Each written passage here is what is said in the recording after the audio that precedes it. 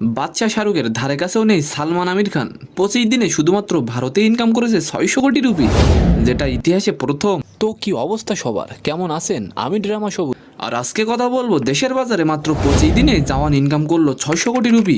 এই বিষয়টি নিয়ে জওয়ান মুভির টিজার যেদিন প্রকাশ করা হয়েছিল ওই দিনই নেটিজেনরা বুঝতে পেরেছিলেন জওয়ান বক্স অফিসে সুনামি নিয়ে আসবে।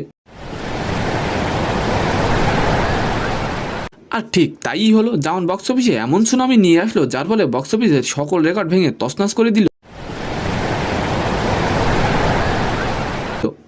আমাদের বলিউড বাচ্চা শাহরুখ লাভার বয় ইমেজ ভেঙে বেরিয়ে এসে যেন সাফল্য পেলেন আরও বেশি।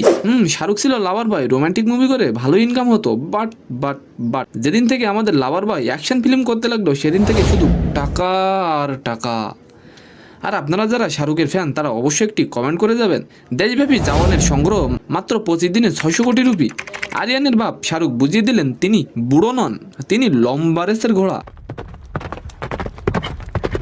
আপনি কি জানেন বলিউডের জওয়ানি প্রথম ছবি যে দেশে আয় নিয়ে ঢুকলো 600 কোটির ঘরে? এর আগে ছিল পাঠান 540 কোটি রুপি।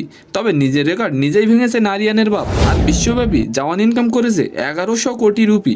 তো আজকের ভিডিওটি কেমন লাগলো অবশ্যই কমেন্ট বক্সে জানাবেন। আর ভিডিওটি যদি ভালো লেগে থাকে অবশ্যই একটি লাইক দিয়ে আমাদের চ্যানেলটিকে সাবস্ক্রাইব করে দিবেন। ধন্যবাদ।